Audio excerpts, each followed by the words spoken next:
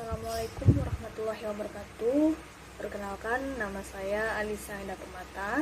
Saya dari S1 Akuntansi Intek D3 akan mempresentasikan hasil skripsi saya yang berjudul Pengaruh Dividen per Share, Earning per Share, dan Financial Leverage terhadap harga saham pada perusahaan LQ45 yang terdaftar di Bursa Efek Indonesia pada periode 2017 sampai 2019.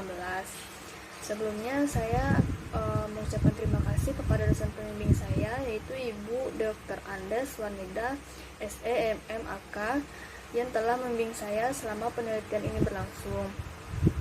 Selanjutnya saya mengucapkan terima kasih kepada dosen penelaah atas waktu yang telah diberikan. Baiklah, yang pertama saya di sini akan menjelaskan sebelumnya saya akan menjelaskan tentang topik pembahasan. Yang pertama adalah bab 1 pendahuluan. Di bab pendahuluan terdapat latar belakang masalah, rumusan masalah, tujuan penelitian beserta manfaat penelitian. Pertama adalah latar belakang masalah. Pasar modal merupakan pasar untuk berbagai instrumen keuangan atau sekuritas jangka panjang yang bisa diperjualbelikan, baik dalam bentuk hutang maupun modal sendiri, baik yang diterbitkan oleh pemerintah, public authorities maupun perusahaan swasta. Pasar modal berperan dalam menunjang pelaksanaan pembangunan nasional dalam rangka meningkatkan pemerataan pertumbuhan dan stabilitas ekonomi nasional ke arah peningkatan kesejahteraan rakyat. Keberadaan pasar modal memungkinkan perusahaan-perusahaan yang memerlukan modal tambahan biar bisa mendapatkan di masyarakat. Sedangkan bagi pasar modal menjadi salah satu media investasi, jadi dapat dikatakan bahwa pasar modal menyediakan fasilitas untuk memindahkan dana dari pihak yang kelebihan dana ke pihak yang memerlukan dana. Dengan menginvestasikan kelebihan dana yang dimiliki, maka pihak kelebihan dana mengharapkan akan memperoleh imbalan dari penyerahan dana tersebut. Harga saham berfluktuasi atau berubah sesuai dengan kekuatan permintaan dan penawaran. Salah satu faktor yang mempengaruhi pembelian saham didasarkan pada pertimbangan fundamental, yaitu kinerja keuangan perusahaan.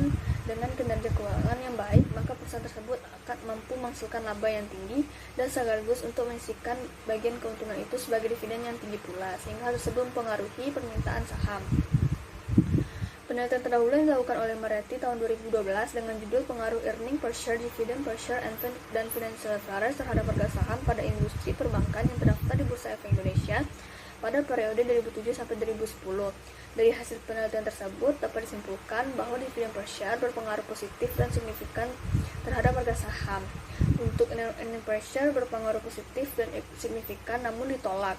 Sedangkan untuk financial leverage berpengaruh negatif dan signifikan terhadap harga saham, itu hasilnya tolak. Selanjutnya adalah Damayanti pada tahun 2014 melakukan penelitian dengan judul Pengaruh Dividen per Share dan Earning per Share terhadap harga saham dan perusahaan industri barang konsumsi yang terdaftar di Bursa Efek Indonesia periode 2010 sampai 2012. Dari hasil penelitian tersebut dapat diperoleh kesimpulan yaitu secara parsial earning per share dan dividen per share berpengaruh signifikan terhadap harga saham pada perusahaan industri barang konsumsi di Bursa Efek Indonesia tahun 2010 sampai 2012, dan secara simultan menunjukkan adanya pengaruh signifikan terhadap harga saham dan pengaruh industri barang konsumsi. Terdapat perbedaan hasil penelitian mengenai pengaruh dividen per share, earning per share, dan financial leverage terhadap harga saham mendorong saya untuk meneliti kembali variabel dari penelitian terdahulu. Berdasarkan uraian tersebut, saya ingin menguji dan mengadakan penelitian dengan judul Pengaruh Dividen per Share, Earning per Share, dan Financial Leverage terhadap harga saham pada perusahaan LQ45 periode 2017 hingga 2019. Yang kedua adalah rumusan masalah.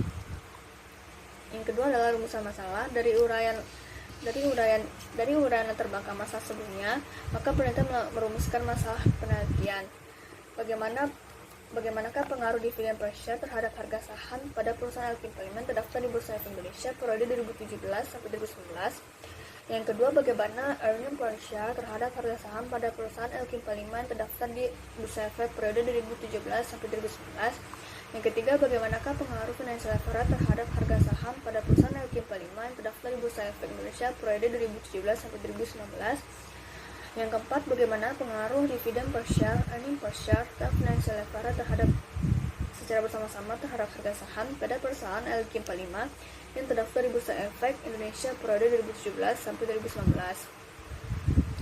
Selanjutnya adalah tujuan penelitian. Tujuan penelitian sesuai dengan pokok permasalahan yang telah dirumuskan sebelumnya, maka tujuan dari penelitian ini yaitu untuk menganalisis pengaruh dividend per share terhadap harga saham pada perusahaan Alkipa 5 yang terdaftar di Bursa Efek Indonesia periode 2017-2019. Yang kedua adalah untuk menganalisis pengaruh earning per share terhadap harga saham pada perusahaan Alkipa 5 yang terdaftar di Bursa Efek Indonesia periode 2017-2019.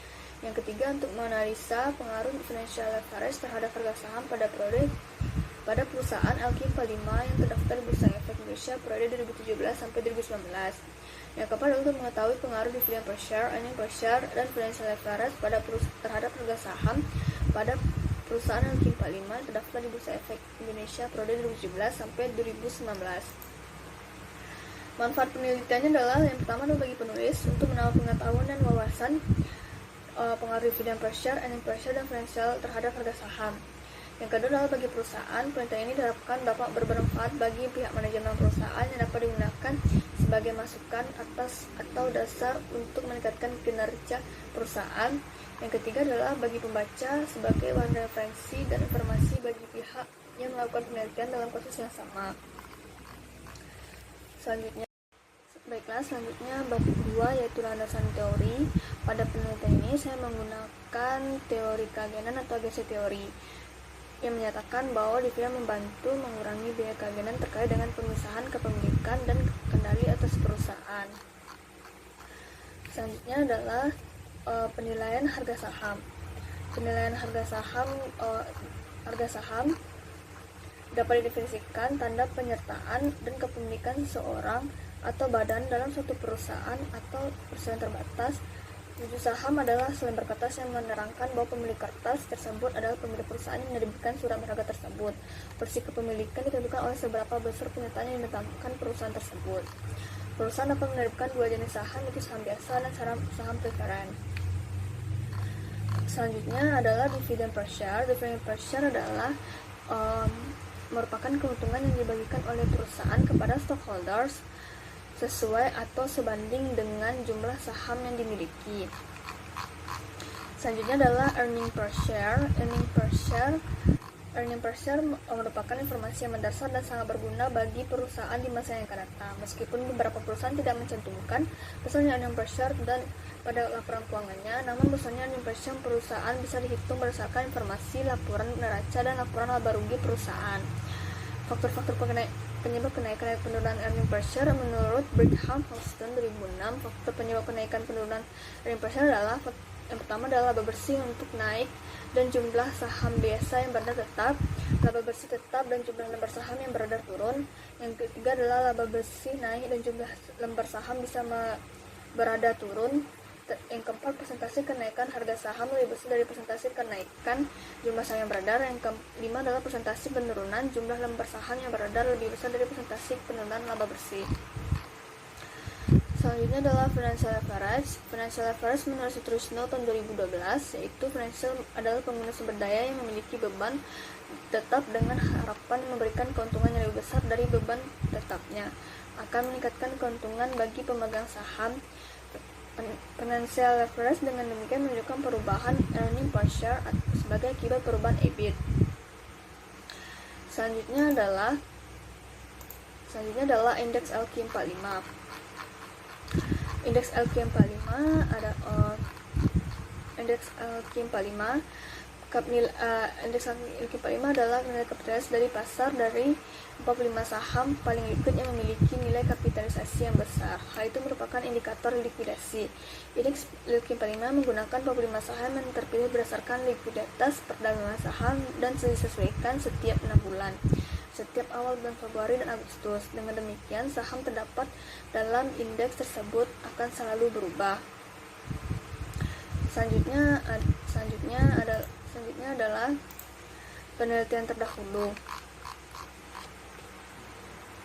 Penelitian ini merupakan penelitian yang telah ada sebelumnya. Perbedaan penelitian ini dengan penelitian sebelumnya antara lain terletak pada periode waktu data yang digunakan, definisi operasional penelitian, dan objek penelitian. Berikut adalah beberapa penelitian yang terdahulu yang dapat mendukung penelitian ini. Yang pertama adalah Pak Levy pada tahun 2008 melakukan penelitian di Bursa Efek Indonesia dengan menggunakan 14 sampel perusahaan yang membayar dividen meningkat dan menurun. Hasil penelitian tersebut adalah pengumuman dividen dapat mempengaruhi harga saham di sekitar X dividend dates perusahaan sektor keuangan di Bursa Efek Indonesia pada tahun 2008.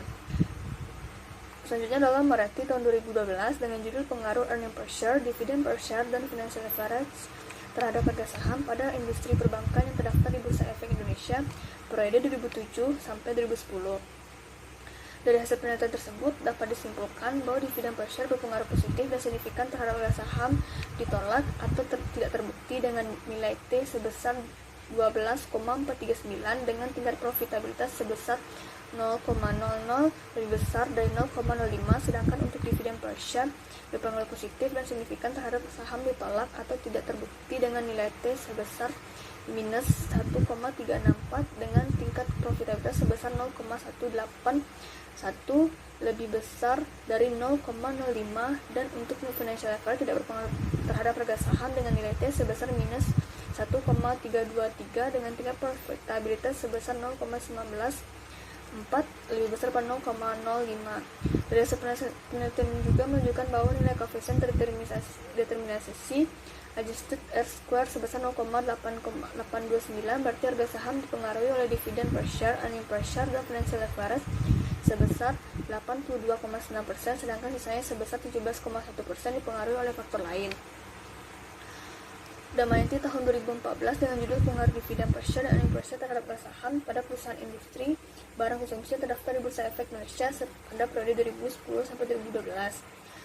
Dari hasil penelitian tersebut dapat diperoleh kesimpulan secara parsial earning per share dan dividend per share berpengaruh signifikan terhadap saham pada perusahaan industri barang konsumsi di Bursa Efek Indonesia pada tahun 2010 sampai 2012, dan secara simultan menunjukkan adanya pengaruh signifikan terhadap harga saham pada perusahaan industri barang konsumsi.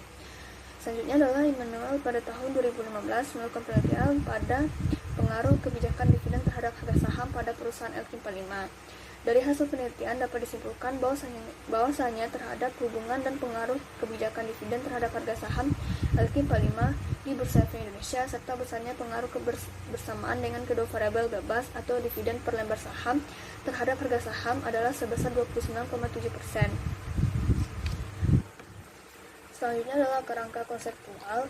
Di sini ada panah dividen per share mengarah harga saham, earning per share sebagai X2 mengarah harga saham sebagai Y, financial leverage X3 mengarah ke harga saham. Berdasarkan kerangka konseptual terlihat bahwa hubungan antara variabel dependen dan variabel dependen adalah hubungan kausulatif atau sebab akibat, di mana variabel dependen yang telah ditentukan yaitu dividen per share X1, earning per share X2, dan financial leverage X3 akan mempengaruhi variabel dependen pergerakan harga saham atau Y. Motivasi pemegang saham untuk menginvestasikan dalam bentuk saham adalah untuk mendapatkan keuntungan lebih dari yang ditawarkan oleh dunia perbankan. Dalam pengambilan keputusan investasi, pemegang saham haruslah menganalisa berbagai informasi yang relevan peluang investasi mereka. Berdasarkan teori yang telah diketengahkan sebelumnya, terungkap bahwa prospek keuntungan yang mungkin didapatkan oleh pemegang saham tidak hanya bersumber dari dividen, namun juga berasal dari capital gain. Persepsi pemegang saham seperti yang terjadi selama ini menyebabkan perusahaan menghadapi pilihan yang dilematis. Di satu sisi, perusahaan ingin mempertahankan citra yang baik dari mata pemegang saham. Di sisi lain, perusahaan dihadapkan pada pilihan untuk mengembangkan usahanya dengan konsekuensi menurunkan pembayaran dividen yang tentu saja tidak direspon secara negatif oleh pasar. Pada prinsipnya, pemegang saham terdiri dari pemegang saham jangka panjang dan pendek, di mana pemegang saham jangka panjang mengharapkan pendapatan yang stabil, dan hal tersebut tercermin dalam risiko pembayaran dividen perusahaan yang tinggi. Sebaliknya, pemegang saham jangka pendek akan dicenderungi memiliki perusahaan yang memiliki rasio pembayaran dividen merendah, sebab hal ini mengembangkan bahwa pihak manajemen perusahaan mengambil kebijakan untuk melakukan ekspansi usaha atau peningkatan kinerja usaha. Pertama adalah H1, dividen per share berpengaruh terhadap harga saham pada perusahaan Elkin 45 yang terdaftar di Bursa Efek Indonesia periode 2017 sampai 2019. H2, earning per share berpengaruh terhadap harga saham pada perusahaan Elkin 45 yang terdaftar di Bursa Efek Indonesia periode 2017 sampai 2019. H3, financial leverage berpengaruh terhadap harga saham pada perusahaan Elkin 45 yang terdaftar di Bursa Efek Indonesia periode 2017 sampai 2019. Keempat adalah dividen per share, earning per share, dan financial leverage secara bersama-sama mempengaruhi terhadap harga saham pada perusahaan Elkin 45 yang terdaftar di Bursa Efek periode 2017 sampai 2019. Selanjutnya adalah bab 3, metodologi penelitian. Yang pertama adalah jenis penelitian. Penelitian yang digunakan penelitian merupakan penelitian kuantitatif, penelitian atau asosiatif.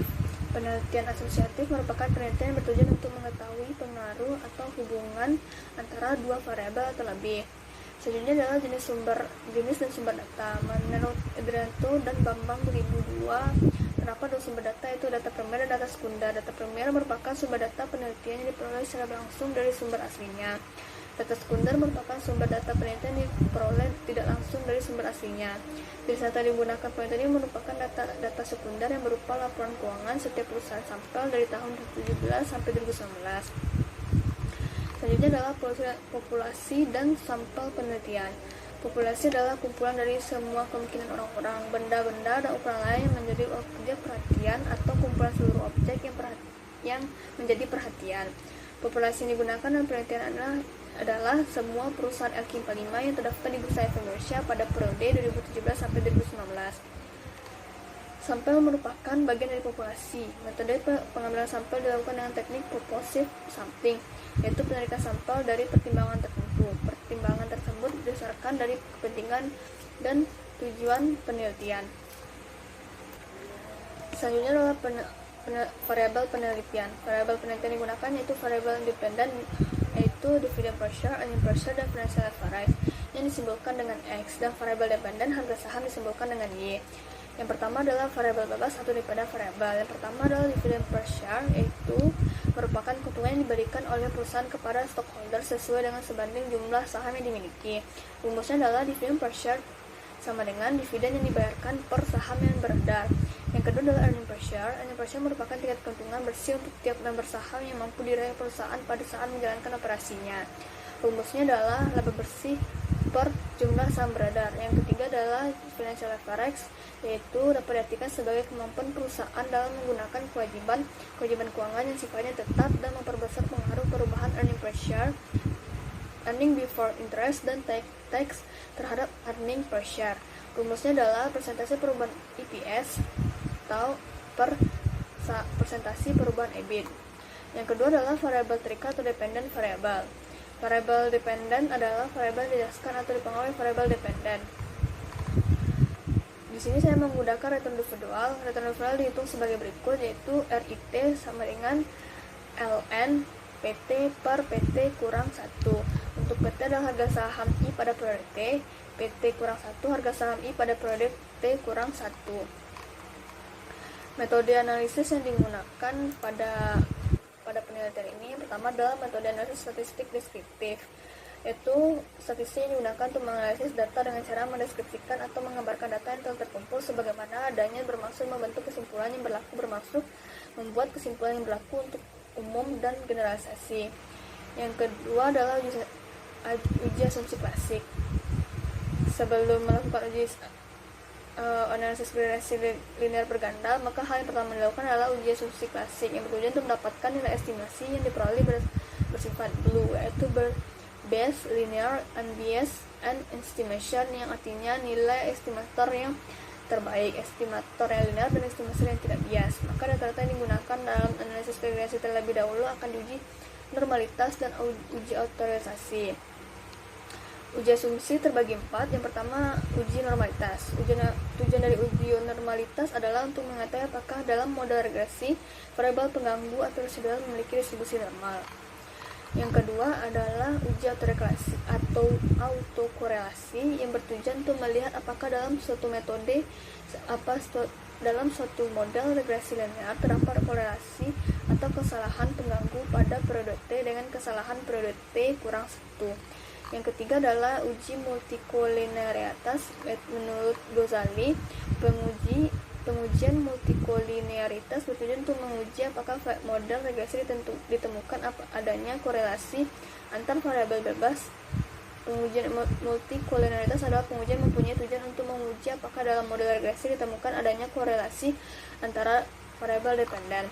Yang keempat adalah uji heteroskedastisitas, yaitu tujuannya untuk melihat terdapat tidaknya perbedaan variasi dari residual suatu pengamatan ke pengamatan yang lain. Selanjutnya adalah analisis regresi linear berganda. Analisis regresi nilai berganda yaitu menguji pengaruh dua atau lebih variabel dependen terhadap satu variabel dependen. Analisis ini menggunakan teknik analisis statistik SPSS dengan metode analisis regresi linear berganda. Terdapat rumus yaitu Y sama dengan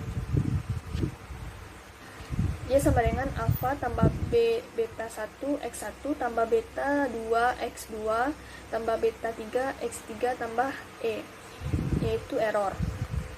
Selanjutnya pengujian diferensiasi terbagi dengan 3, yaitu koefisien determinasi. Yang kedua adalah uji T, yang ketiga uji F. Yang pertama adalah uji T. Uji T berdasarkan menunjukkan seberapa jauh pengaruh suatu variabel bebas secara individual dalam menerangkan variasi variabel terikat. Yang selanjutnya adalah uji F, yaitu bertujuan untuk mengetahui apakah variabel bebas secara bersama-sama berpengaruh terhadap variabel terikat dependen. Yang ketiga adalah pengujian koefisien determinasi. Pengujian koefisien determinasi dilakukan untuk melihat seberapa besar pengaruh variabel besar bebas terhadap variabel terikat. Selanjutnya adalah bab 4, yaitu hasil dan pembahasan dari penelitian.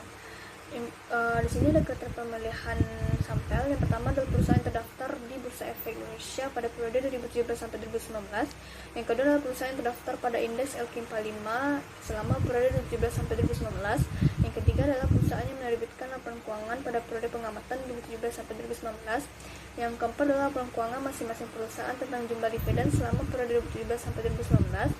Yang kelima adalah perusahaan tersebut menghasilkan laba earning per share pada periode 2017 sampai 2019.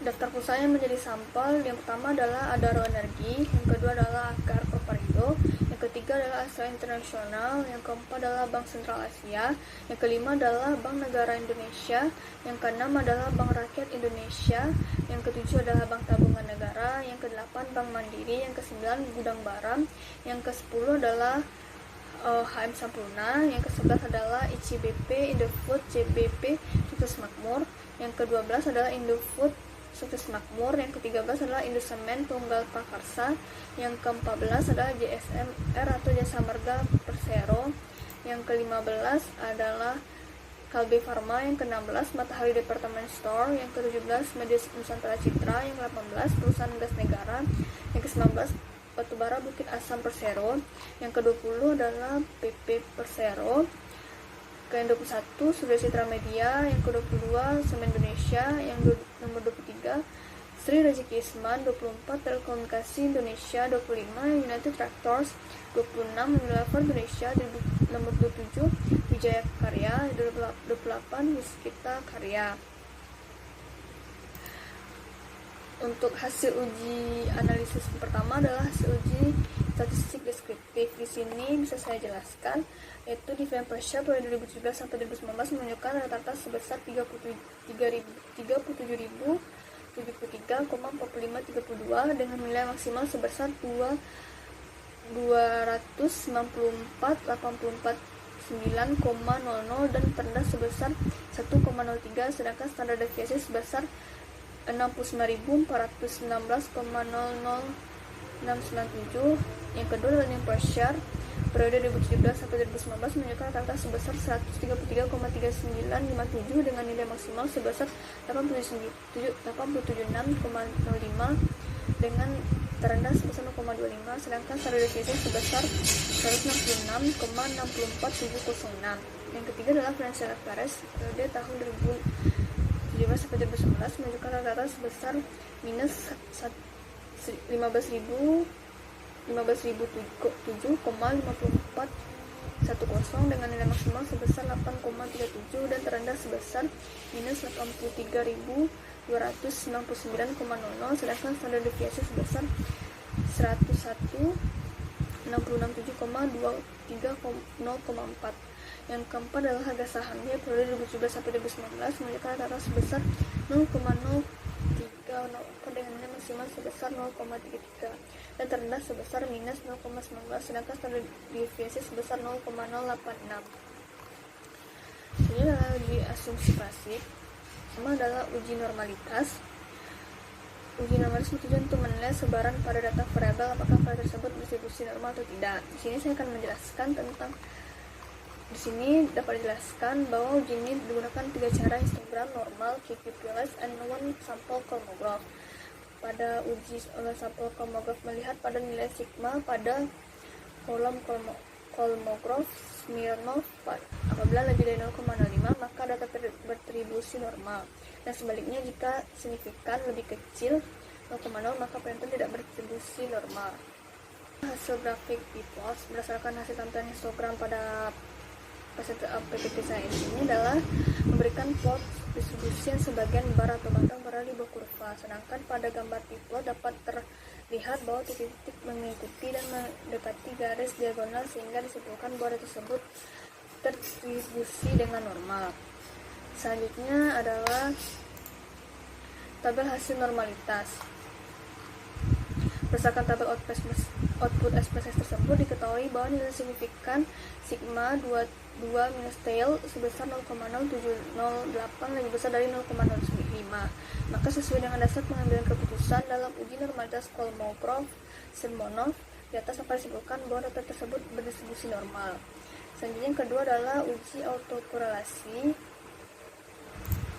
Di sini dapat dijelaskan diketahui nilai Durbin-Watson adalah sebesar 1,838. Selanjutnya nilai ini akan kita bandingkan dengan nilai tabel Durbin-Watson dengan signifikan 5% dengan rumus. Adapun jumlah variabel independen adalah 3 atau K3, sementara jumlah sampel atau N sama dengan 84, maka K titik koma N sama dengan 3,784. Angka ini kemudian kita lihat dan pada distribusi pada nilai Durbin-Watson, maka ditemukan nilai D1 sebesar 1,575 dan DU sebesar 1,721. Nilai Durbin-Watson sebesar 1,838 lebih besar dari batas DU yakni 1,72 dan kurang dari 4 minus 1,721 atau sama dengan 2,279. Maka sebagaimana dasar pengambilan keputusan dalam Durbin-Watson di atas dapat disebutkan bahwa tidak terdapat masalah atau gejala autokorelasi.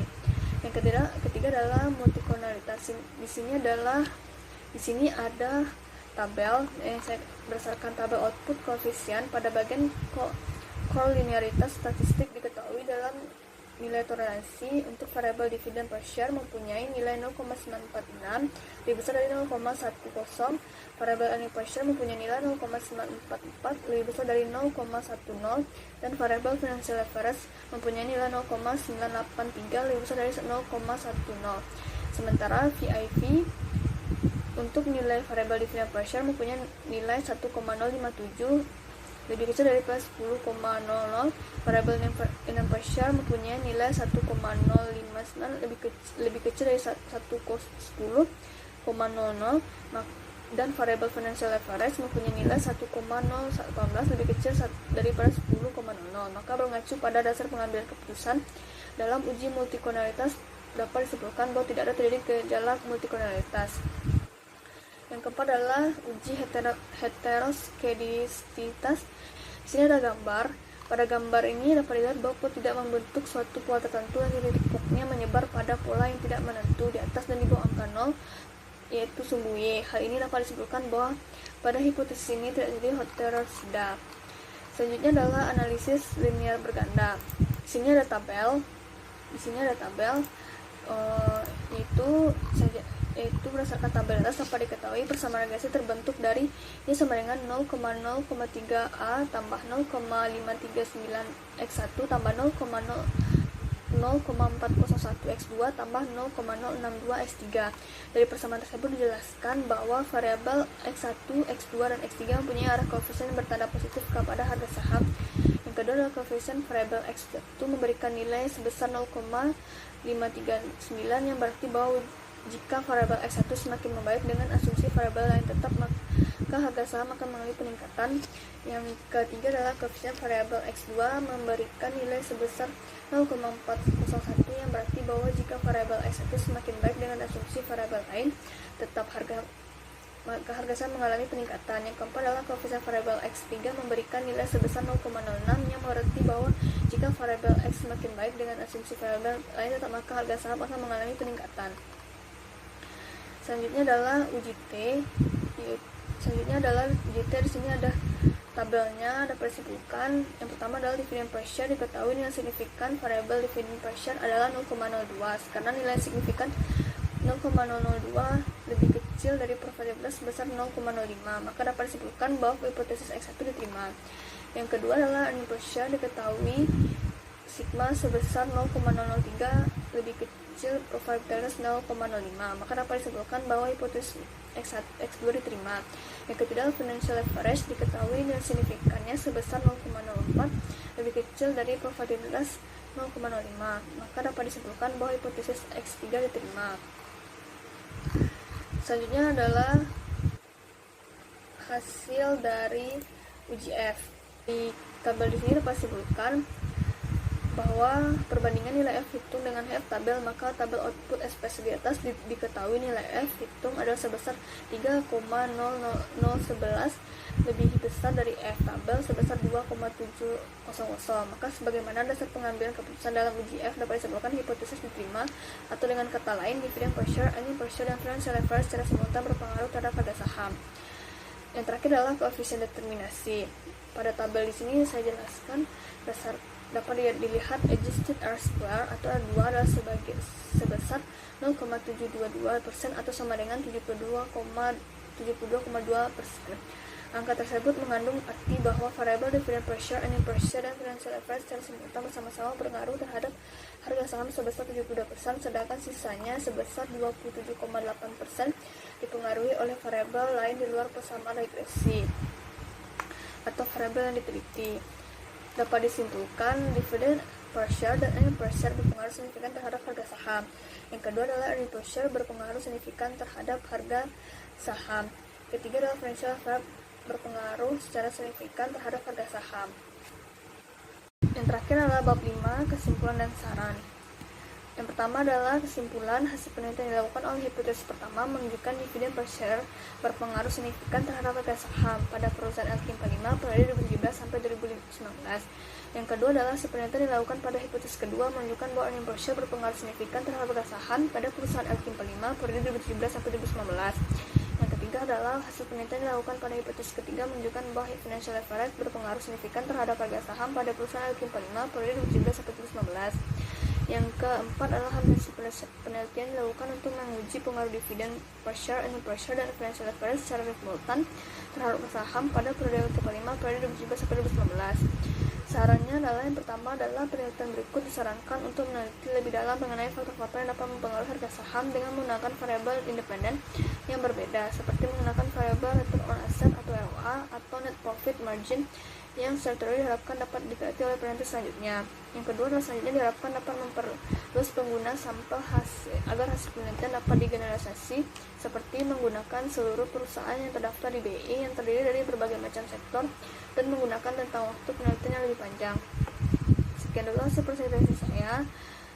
Terima kasih.